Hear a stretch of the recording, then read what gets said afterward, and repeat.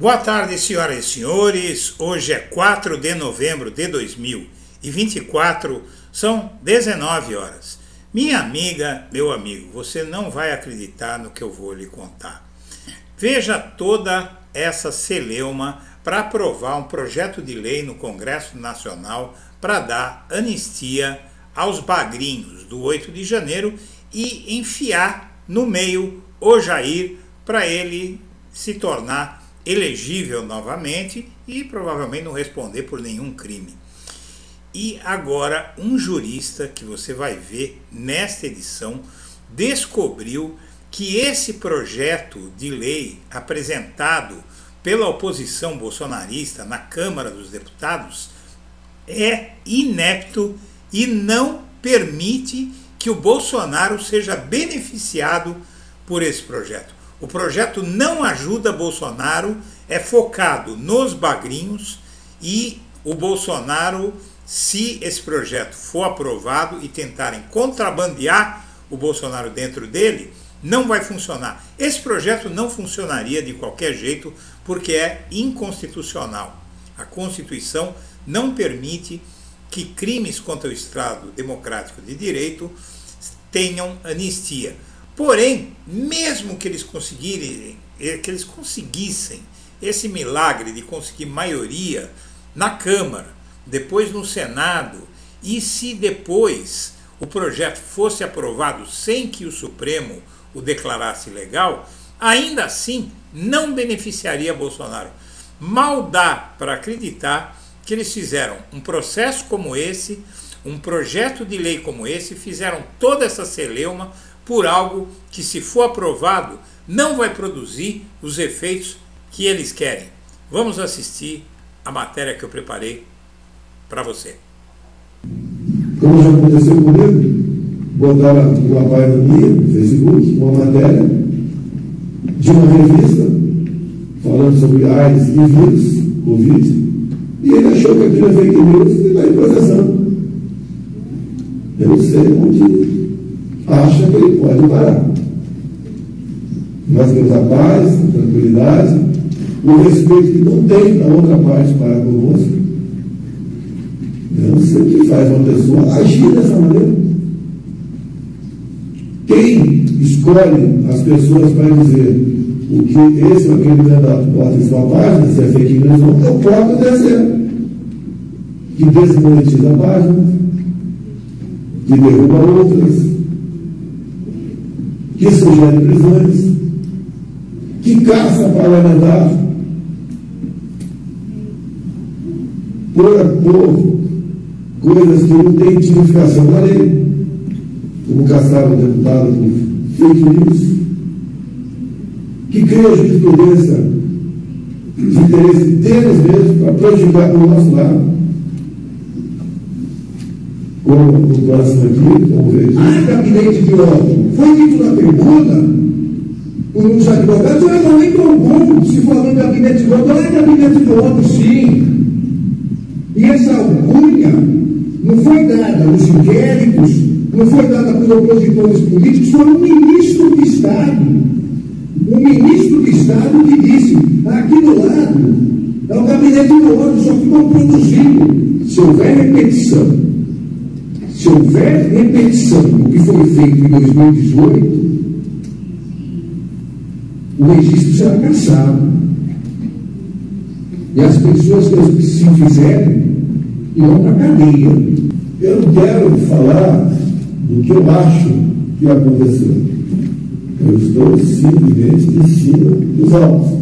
Estou me comportando aqui como o outro magistrado deveria se comportar. Com esse inquérito, como eu convidei para eu TSE a comparecer esse evento, convidei o presidente. Eu voto e proclamo o resultado. O tribunal, por unanimidade, não conheceu da preliminar de incompetência da Justiça Eleitoral, rejeitou a preliminar de legitimidade passiva de causa do segundo investigado e a alegação de nulidade processual, e indeferiu o requerimento de reabertura de instrução. por maioria, não conheceu da prejudicial de redelimitação da demanda, nos termos do voto do relator, vencido nesse ponto o ministro Raul Araújo. No mérito, também por maioria, julgou parcialmente procedente o pedido para condenar o primeiro investigado, Jair Messias Bolsonaro, pela prática de abuso de poder político e pelo uso indevido de meios de comunicação nas eleições de 2022 e declarar sua inelegibilidade por 8 anos seguintes ao pleito de 2022, deixando de aplicar a cassação do registro de candidatura dos investigados, exclusivamente em virtude de a chapa beneficiária das condutas abusivas não ter sido eleita. A presidente da CCJ, Comissão de Constituição e Justiça da Câmara dos Deputados, Caroline de Tone, do PL de Santa Catarina, pautou para a sessão de terça-feira, dia 10 de setembro, um projeto de lei que propõe anistiar os condenados pelos atos do dia 8 de janeiro de 2023. A deputada defendeu a... Boa tarde, senhoras e senhores. Hoje é 4 de novembro de 2024, são 19 horas. Jurista descobriu que projeto da oposição para anistiar os bagrinhos do 8 de janeiro e, no meio, anistiar Bolsonaro, foi feito errado e não ajuda o ex-presidente. Bolsonaro se tornou inelegível primeiro por usar o Itamaraty, a sede da diplomacia brasileira, para mentir a embaixadores de países amigos sobre o sistema eleitoral brasileiro em plena campanha eleitoral e colocar o resultado da farsa no seu programa. O projeto de lei de anistia absolve o gado que foi arrastado pelos chefões bolsonaristas a Brasília para quebrarem a sede dos três poderes, a fim de provocar uma operação de garantia da lei e da ordem, o que demandaria uma intervenção militar no país que jamais devolveria o poder a Lula. Sobre os crimes de Bolsonaro, nada tem que ver com o 8 de janeiro. Ele tomou medidas para roubar joias, espionar adversários e decretar estado de sítio com vistas a dar um golpe. Mas nada disso tem relação direta com o 8 de janeiro. Foi tudo feito em outras datas, independentemente do quebra-quebra em Brasília. Resumo da ópera. O projeto de lei bolsonarista que está na Câmara não serve para anistiar Bolsonaro, mas os bolsonaristas que têm trabalhado por ele e o próprio Bolsonaro não sabiam disso. Antes de prosseguir, eu quero pedir a você que acompanha o blog da Cidadania que se inscreva no canal, deixe seu like e compartilhe este vídeo. Bom, esse sujeito aqui foi o laranja que arrumaram para entrar com esse projeto na Câmara dos Deputados. Tal de Gilberto Gomes da Silva, é um tal de Cabo Gilberto, como ele se apresenta eleitoralmente, do PL da Paraíba. E, na verdade, ele entrou com esse projeto aqui, Projeto Lei 5643, de autoria de Cabo Gilberto Silva.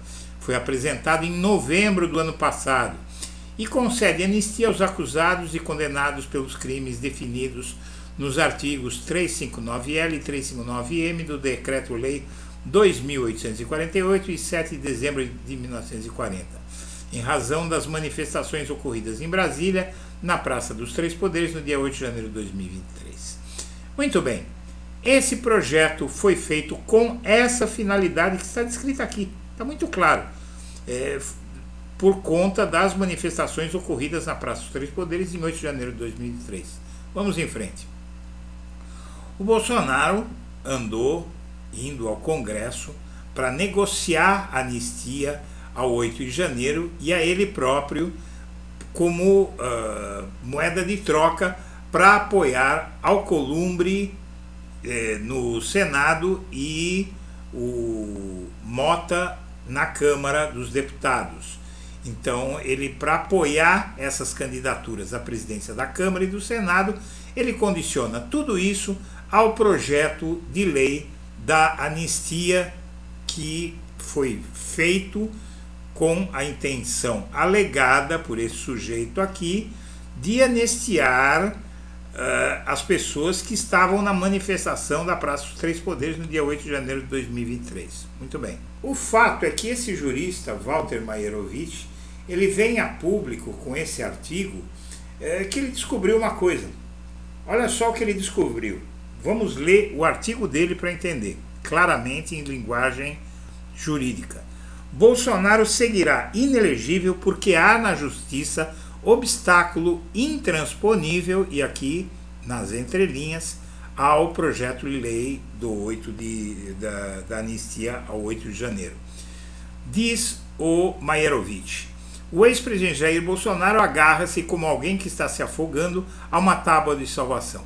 No caso, ao Instituto da Anistia, definido no mundo jurídico como perpétuo silêncio.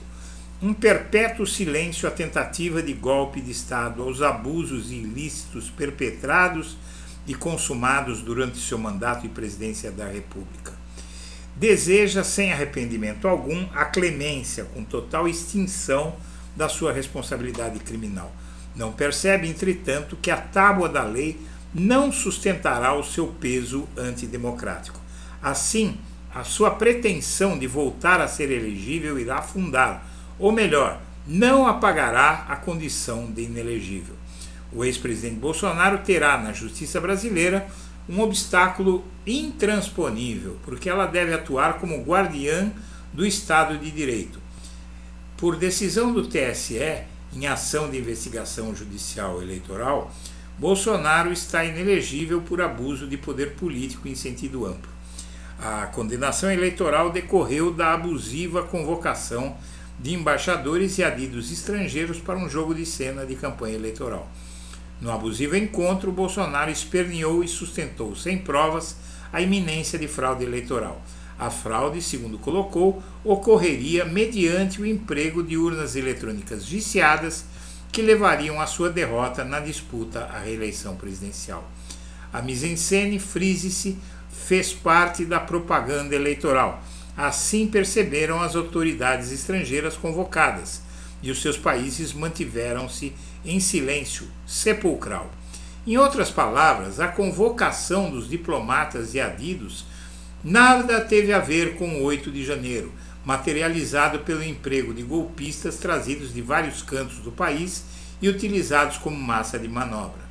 O projeto de lei de anistia diz respeito aos atos de tentativa frustrada de golpe de Estado, atos pós-eleição, com Bolsonaro já derrotado e o novo presidente eleito empossado no exercício da função de chefe do Executivo. Mesmo que o projeto de anistia seja aprovado e sancionado pelo presidente Lula, nenhuma conexão poderá ser estabelecida entre um ato isolado de campanha política e outro pós-eleição de tentativa de golpe de Estado. Não dá para se admitir juridicamente a conexão. Impossível colocar-se tudo no mesmo saco da anistia. A doutrina penal constitucional ensina que a anistia ampla é aplicável a ilicitudes conexas e exige conexões reais, concretas. Isso não acontece no caso de Bolsonaro, pois não há correlação entre esperneio de campanha perante embaixadores e adidos internacionais e o golpismo pós-eleitoral com oposição firme e em observância à constituição dos comandos do Exército e da Aeronáutica. Apenas o comandante da Marinha apoiou o golpe engendrado. Pode-se até cogitar que a reunião com os convocados embaixadores e adidos internacionais fosse um embrião do golpe, na hipótese de derrota. Isso, no campo do direito criminal, não guarda relevância por referir-se à mera cogitação. Os espanhóis foram os primeiros a perceber que a anistia precipitada, não amadurecida pelo transcurso do tempo, pode transformar-se numa indigesta solução política. Isso sempre sucede quando ela é preparada para extinguir ilícitos eleitorais, políticos e comuns com o falso tempero da clemência. A Revolução Republicana Espanhola concedeu em 1931 anistia aos crimes políticos, sociais e de imprensa, Decreto-Lei de 14 de abril de 1931. Essa anistia serviu, logo depois implantada, para alimentar a sangrenta Guerra Civil Espanhola, que liquidou os democratas republicanos e levou ao poder ditatorial absoluto o generalíssimo Franco. Venceram os autoproclamados nacionalistas espanhóis. Aliás, o mesmo tipo de nacionalismo adotado no discurso do golpista ex-presidente Jair Bolsonaro, que se apropriou até das cores da bandeira nacional.